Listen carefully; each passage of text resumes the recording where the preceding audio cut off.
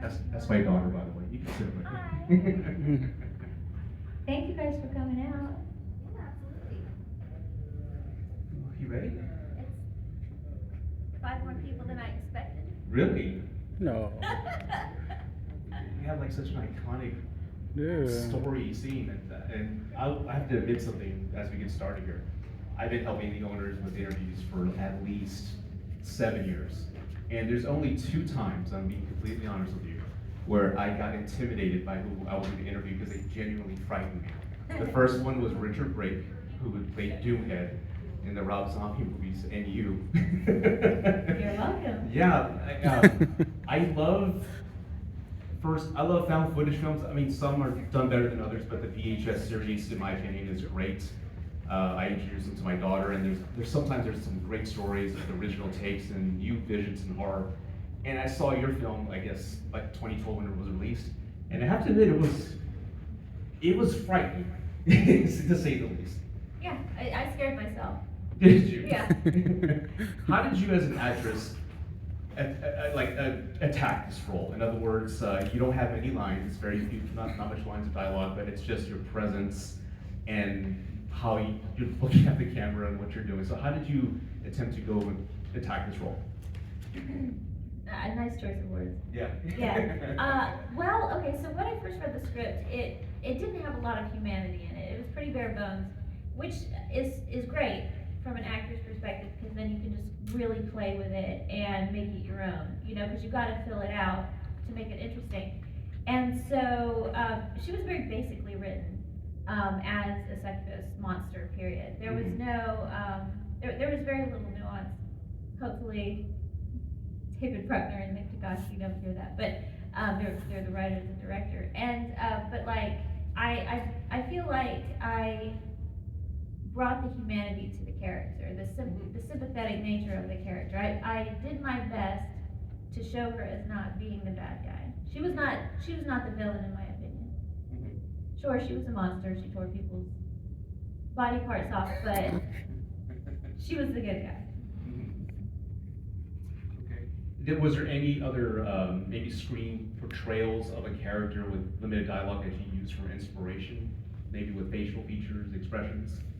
Well, I went off of, so Bruckner showed me this picture of a bat, a little white bat. I think it might have been an albino.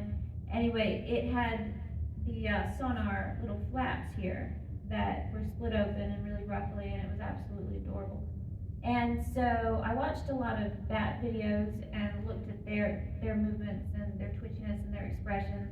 And I also felt like I wanted to make her somewhat feline as well. And I workshopped it with my my stunt stunt coordinator, was the same person. She was the one that was, if you guys have seen VHS, she was the one who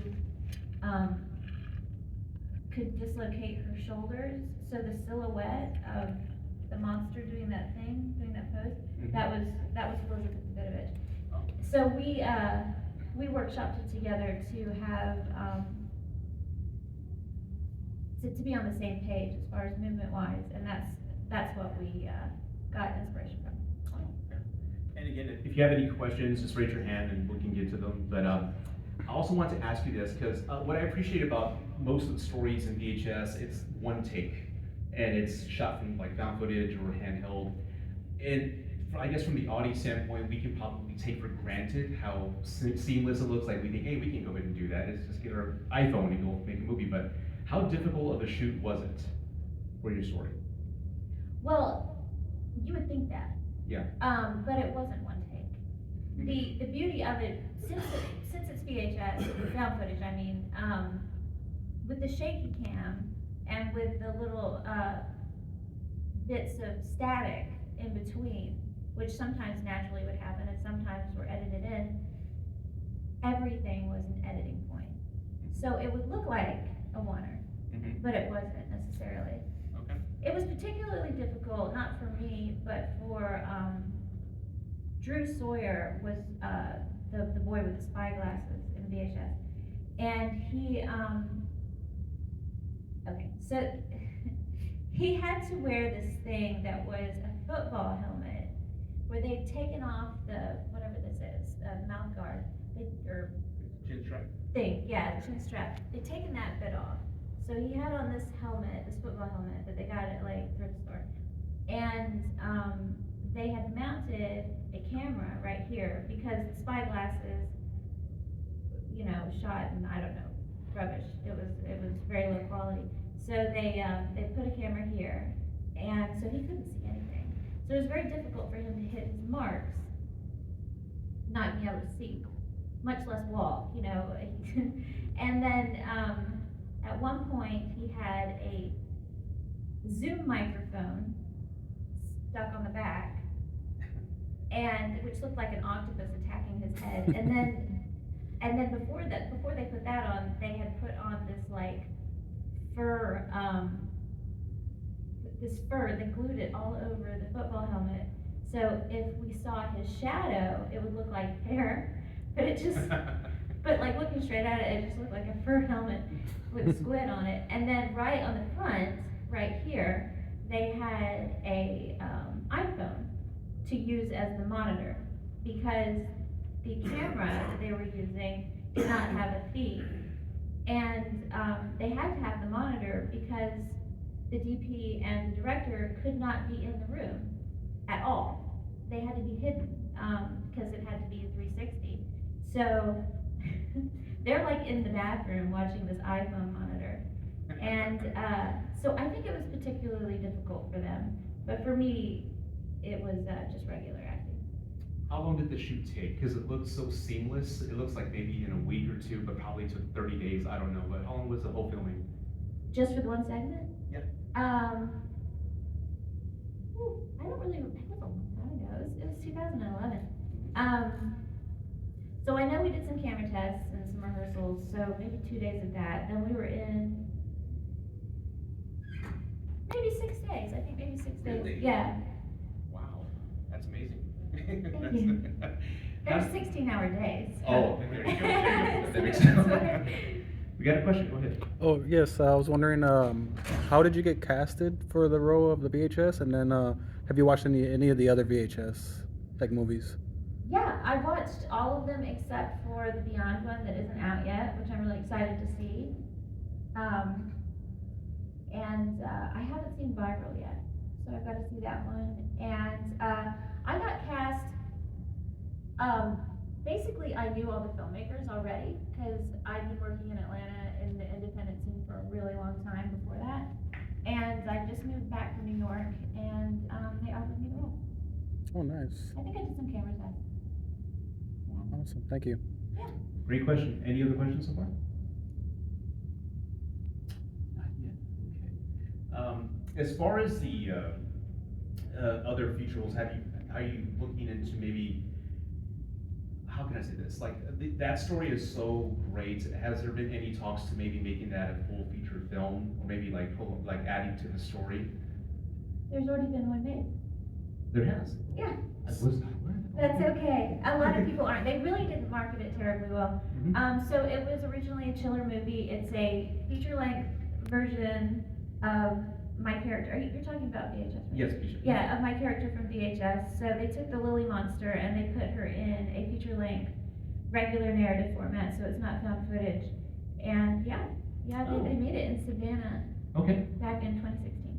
I'll check that out. Yes. You were on the episode of Creepshow. You're only on one episode, or did you do any other work for Creepshow? I did 2 seasons of Creepshow. 2 seasons? Yeah, I was in. The reason I was able to do that is because the 2 characters that I played were completely unrecognizable from one another. Because usually you don't see that because each segment is a standalone story. So the first one I was in season 2, and I played in the finale with Justin Long and Darcy Camden, and the director was Greg Nicotera. And that one is called what is it called? Late night.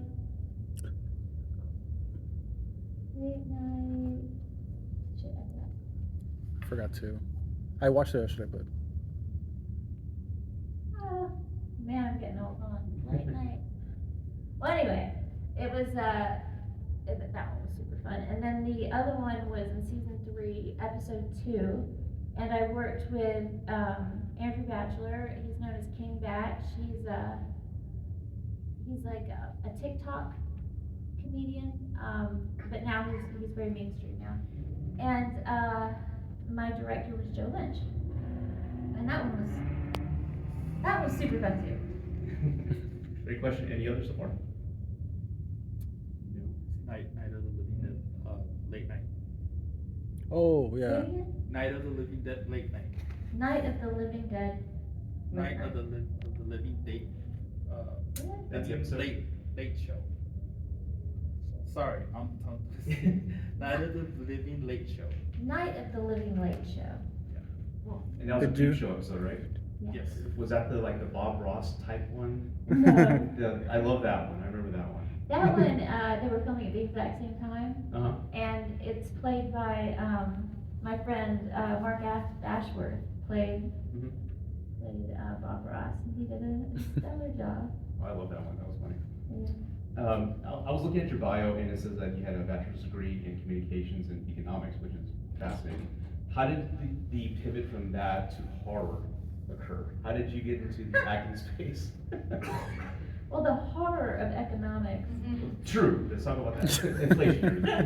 It's just greed, and it's all there.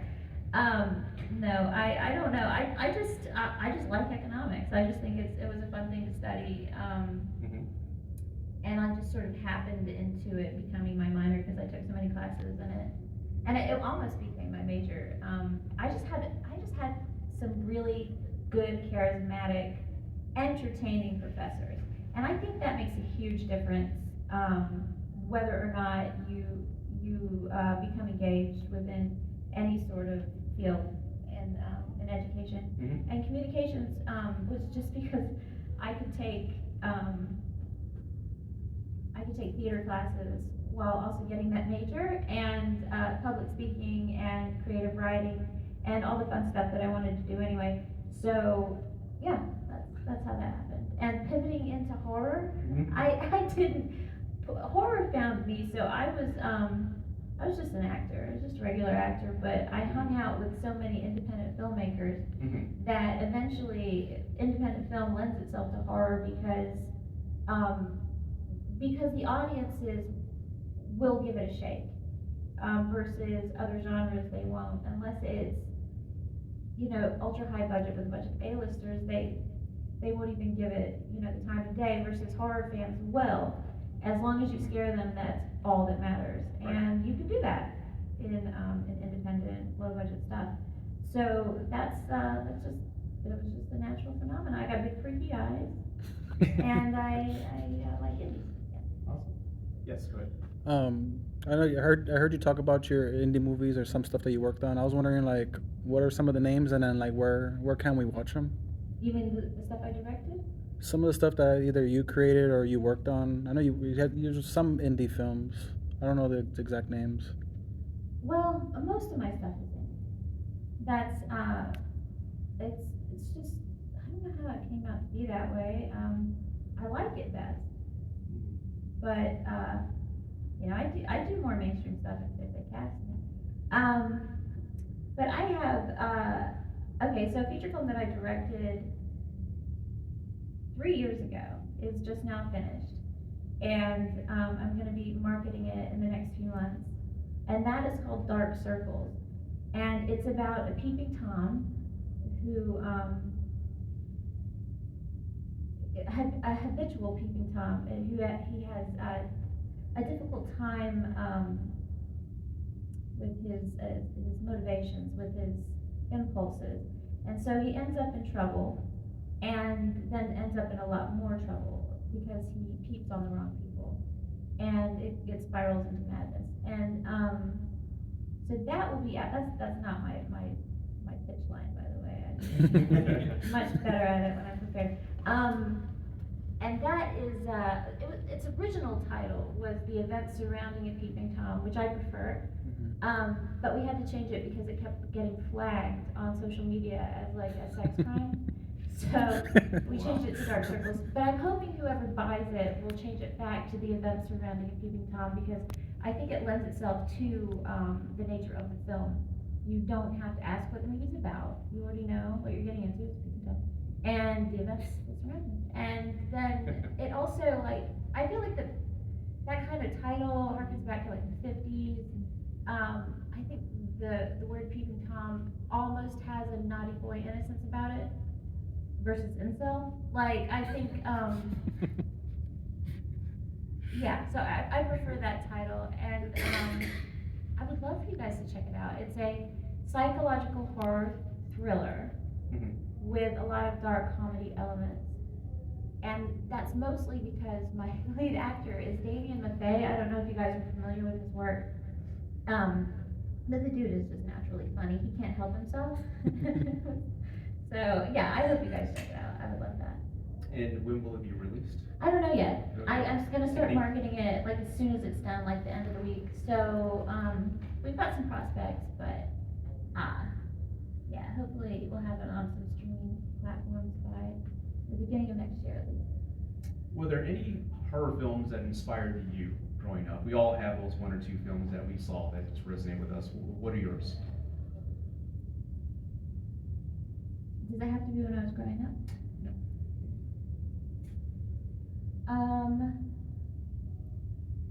Let me think. Okay, so one of my very favorites is the Blob from the 80s. That's a great I movie. thought it was really good. It's Yeah. very brave too, Yeah. especially for the time, and I just thought it had everything. I just watched this movie Spasms recently. It's from 1983, and it's got Oliver Reed and Peter Fonda, and it came from a book called Death Bite, which it really didn't stick to at all, but I'm not going to give it away too much, but Mhm. there's a magical monster, or a mysterious, maybe magical monster. You have some cannibalistic type stuff. You've got a cult. You've got a cult. You have some weird incestuous stuff going on. Anyway, the thing has everything in it. It's a completely bananas movie. But then you get right to the end, and it just goes nowhere. And I read up on it, and it's because they lost funding, and they had to wrap up the movie really fast. So there's like all of these amazing storylines going nowhere, and I'm just like, I just got so inspired when I saw that movie, because I was just like, I've got to remake this. This is fantastic. So I'm hoping to well, I probably wouldn't be able to get the rights, but to have something, to make something like that, I think would be absolutely thrilling. I got so pumped after watching that movie. Oh yeah. Yeah. Did I see a hand go up? I thought I said, well, there you go. Yeah, you mentioned directing and what you were, working on right now. What are the lessons you've learned from that versus coming into a movie or a film as an actor? Great question. Well, I've learned a great deal. The whole thing, I keep learning, but let me think. Hire really good people, so you don't have to do as much. I already understood the whole acting,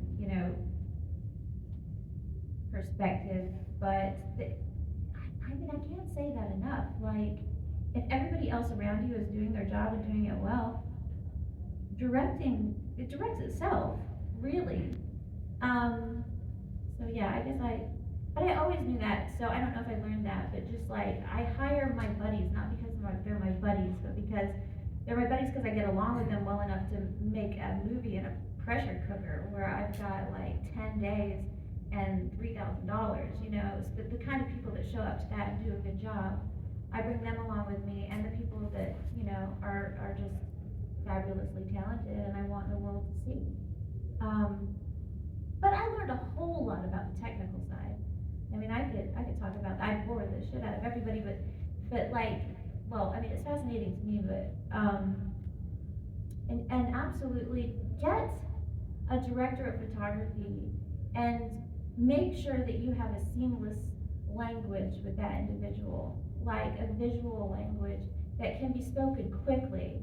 Because we were run and gun, like doing Dark Circles, we had no rehearsal time at all. We would go to the location, never seen the location before, and just dive in. And I'd be like, we're gonna do the 12 monkeys and then throw the jib at the end. It's just like, he's like, got it. And then that's it, like, we're moving, we're shooting. So we developed that language early on. And I did the same thing with the composer. I was so intimidated. This guy, Alexander Taylor, fantastic composer, and I'm like, I don't speak music. I don't know how I'm going to talk to this guy and tell him what I want. And so I started just talking to him like I would in a very visual way, just like, for example, when my actor was peeling off a Band-Aid and he had some bad blood that was caused by some really nasty witchcraft. And as he's peeling off, he doesn't know it though, and when he's peeling off the Band-Aid, I was just like, I want to be able to smell the evil. I want to be able to hear the stank coming out of that festering bandaged wound. Can you do that musically? And he's like, yeah, I know exactly what you mean. And it's just like the pulsing, the throbbing, just like sound. And we developed the language there too. And I think that's something I learned that's very important. Great question, thank you. Other question?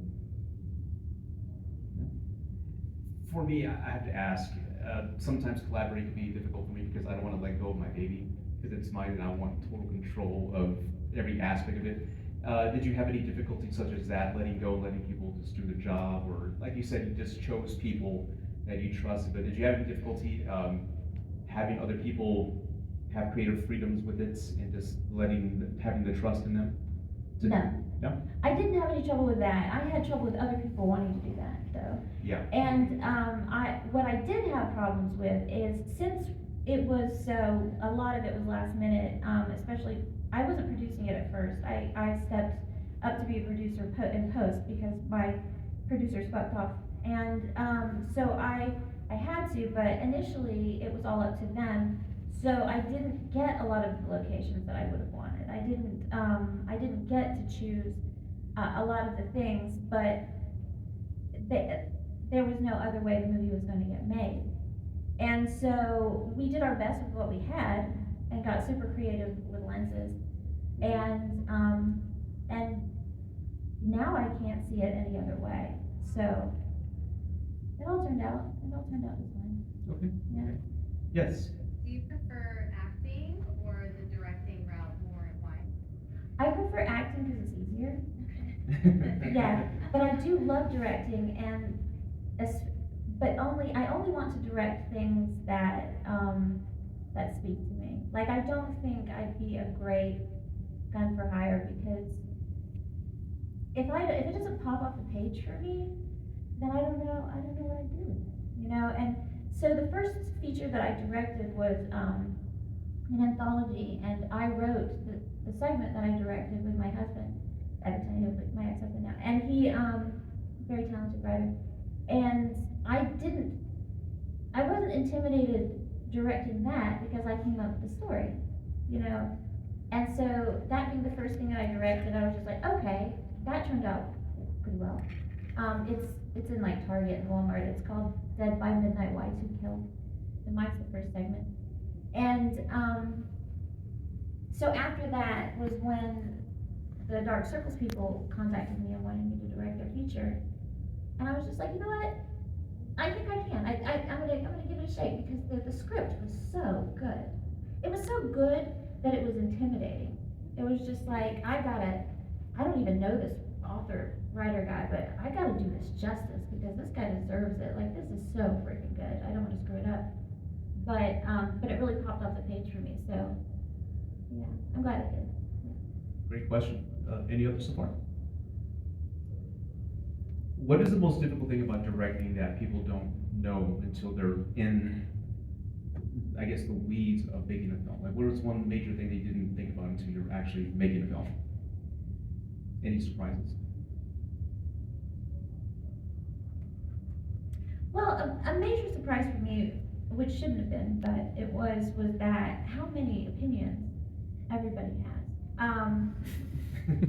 And yeah, coming out of nowhere. And a lot of them came from my producers, and my producers are very intelligent, very creative people, but they have a lot of opinions, and those were opinions that I had to listen to. So, did that answer your question? It did, yeah. Because I can imagine somebody throwing in an opinion or need some studio notes and like, oh, come on, we can't do that.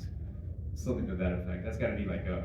Well, some of them were contradictory too. I bet, yeah. There was no pleasing everybody, and you know, like, it was nice. Go ahead. I was wondering if you had any like movies or franchises or anything that you would like love to work on. Like if you had a choice and be like, well, I'd love to work on that. The franchises that I most like to work on. Oh, yeah, or like different movies, like. Well, Spasms. Well, it's not a franchise, but I really wanna make that movie. You guys should watch it. It's just a blast all the way up until the end, and you'll see what I'm talking about. You know, pretty much any franchise that would pick me up, I'd probably do. I think you'll be good in Terrifier. Oh, Terrifier? I think you'll be good in there. Yeah. Michael Levy is in Dark Circle. Oh wow. Yeah, he has a little cameo. Great question. You mentioned indie films earlier, and I will agree that, especially now with horror movies, I've loved horror since growing up in the '80s, and I know there's different phases of horror. And right now with modern horror, I think the quality films that surprise me are the ones you find on Shudder that you didn't even know about. These indie films that really to have an original take, new angles into telling the story. Because if you think about it, like in the '80s, there's a lot of tropes that I think all of us can kind of like count down to the jump scare, which is like overused at times. But then there's directors that come about and just really surprise you. You're like, that's refreshing. I wasn't expecting that. Are there any indie films that you've seen over the past 10 years that like, wow, that's mind blowing? That we really need to watch that. Yeah. Okay. So there was one called Mute Witness. Have you guys seen this movie? No, I haven't. Dude, watch Write it. this down. Okay, Mute Witness. So if you can get past the first 10 minutes, because the first 10 minutes are horrifying, like horrible, like filth, like the worst, like it's basically a mute person happens upon what she perceives as the making of a snuff film, but she's mute. And I'm just gonna let you guys watch it, but it was some of the best filmmaking and best storytelling I've ever seen, and the lead says nothing the entire time. It's fascinating. I think they're Russian filmmakers. Meet Witness. Any others? That I've seen recently. Mm-hmm. Okay, this one's not horror, but what was it called? Scorsese with hold on. Oh no, I can't even think of it. The funniest man on earth, or The Funniest Man on Earth. no. No. What's his name? I'm embarrassing myself now.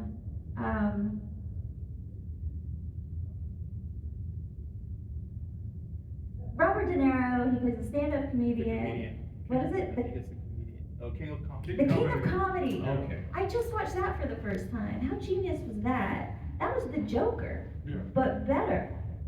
Oh. Yeah, have you guys seen it? So you check it out. It's great. It's phenomenal. I haven't seen that one yet, but I heard that it was Taxi Driver and that film was Yes. supposed to inspire the Joker, is what I had heard. So. That's exactly. nice. Oh yeah, I didn't know that. Okay, Mhm. that's good. Is there any projects that you would love to tackle one day that, not major IPs, but there's any major stories that you'd love, just hopefully get on film one day that you're working on? Well, I would really like to make a Medusa movie, Oh. and I've been brainstorming with a couple of filmmakers on that one, and specifically Tom Woodley. He's a producer, writer, and now director out of New York, and he sent me some brilliant ideas that I would really like to see through. Yeah. Yes. You mentioned theater, just curious, do you do much of anything with it now, or have you shifted on to other things? I don't do any theater anymore. I would like to, but I don't have the time. It's just so time consuming, and you make so little money, but it is so much fun, and I really wish I could. What is fun about theater for those who don't know, who've never performed? Like, what does that offer then? Maybe being an actor on film, what's the difference? Well, being in theater, especially when you have a good audience, when you have an audience at all, you feed off their energy. It's like a high. It is, and the kind of camaraderie that you have with the other actors is unlike anything else. You don't get that in film. You might get it on a TV series like The West Wing, one that goes on forever and ever, but usually you just like show up. They're like, hey, make out with that guy. Okay, go over there, and it's just like, oh, hi, okay, see you later, and you don't have that kind of brotherhood or sisterhood or whatever, and it's there's just nothing like it, and everything it's unique every night, and when you've done a good job immediately. It's just like this dopamine. It's just like, oh, it's great, and then when it's over, you're just so sad, you're so depressed. It's awful, but you want to do it again and again. I'm not sure if I'm selling this very well. It is super fun. It's just it's its own art form. I guess it'd be comparable to like an athlete having a good game in front of an audience and having that, I guess, adrenaline and Yeah. connection with them. Yeah, something comparable in my mind to connect. Yeah. Yes, you had a question? Yeah, piggybacking off your theater question, have you always known that you wanted to go into acting, or did it just kind of happen organically? Both. I was little and I wanted to act, and my parents are very artistic, musical people too. So they got me into an art school. I wouldn't call it a performing arts school, but they had a huge performing arts program. They had puppetry and musical theater and everything, and I started performing at 3. Yeah, it was so, and I just kept doing it. I loved it. Yeah. Was there another question over here? Yes. So, with regards to if you could remake Spasms, any chance of maybe incorporating Medusa into that? Great. I actually had that idea. Oh. The guys that I've been brainstorming with did not like that idea. But I did, because dude, when you watch it, have you seen Spasms? No, but I'm intrigued. Okay, but when you watch it, you're gonna be like, that would fit seamlessly. You don't even know how good of an idea that was yet. Like, yeah, I still kind of want to do that, but yeah, Make them. do it. Do it. And I just noticed your costume's Ghostbusters. Oh, thank you. Yeah, I love it. Oh. You said Medusa. Why Medusa? Like, was it something maybe you saw Clash of the Titans when you were younger? You loved the portrayal. Like, why Medusa? Well, it was just a really good story. I think I might leave out the part where Pegasus pops out of her head, but like, all the rest of it is just really neat. That wasn't a very good answer, was it? Because it's neato. Well, no, it's self-explanatory, but yeah, it's like, there hasn't been, like, I guess, a dedicated film or series that solely focus on her story. It's always been, Perseus holding her head to kill the Kraken or something like that, and that's it. It's not fair. No, it's not. She doesn't get a Pegasus. It's like, she's so beautiful, she gets cursed, and it's not her fault, it's just real tragedy, and it's just, and then she just becomes this beautiful, terrible monster, and she turns people to stone. I love it. We got about maybe 10 minutes, 5 minutes. Anybody have any questions before we start wrapping up? News at one? Okay, we got some time left. Good. How is, Oh, go ahead. sorry. Oh, I just wanted to make a recommendation. Cause I signed up to Shudder to watch her on Creepshow, and have you seen Late Night with the Devil? It's really good. This is a recommendation, Oh, Late not a Night with the question. Devil? Okay, I'll check it out. Yeah, that was like one of my favorites of the year. Yeah, it's really good. Yeah, indie film and low budget, but again, I loved it. It was really great. Oh, okay. How has playing the character of Lily changed your life, in any way?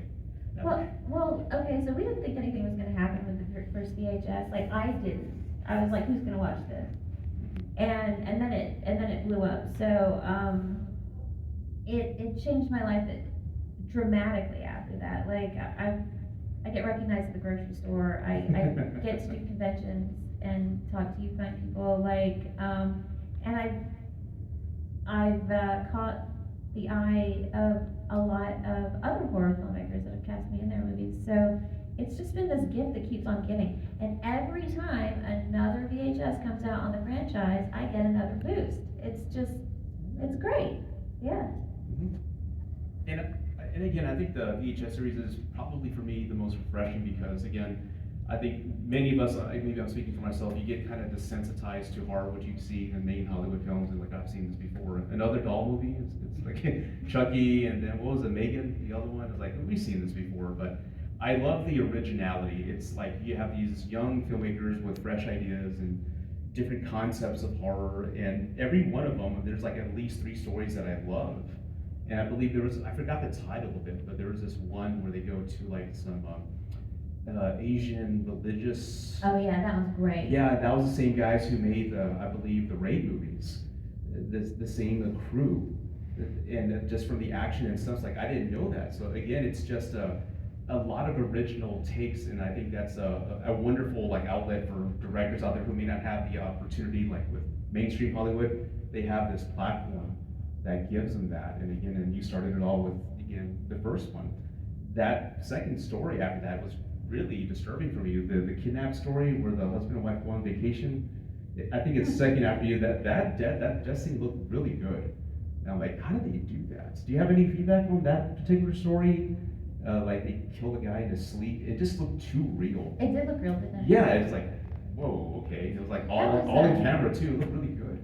That was Ty West. Oh, Ty West, yeah, okay. Yeah. Yeah, vaccine and all that, so wow, that's amazing. Yeah, you can tell if you rewatch it, it's a slow burn all the way. Any last questions? Last one, okay. When you're filming movies, do you ever feel like you're actually scared or nervous, or is it all just acting, like really good acting?